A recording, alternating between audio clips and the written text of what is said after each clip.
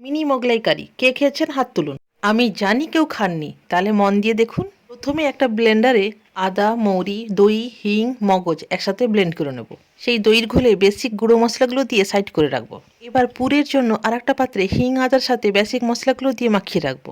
আমি পুরের জন্য আলু বরবটি ব্যবহার করেছি।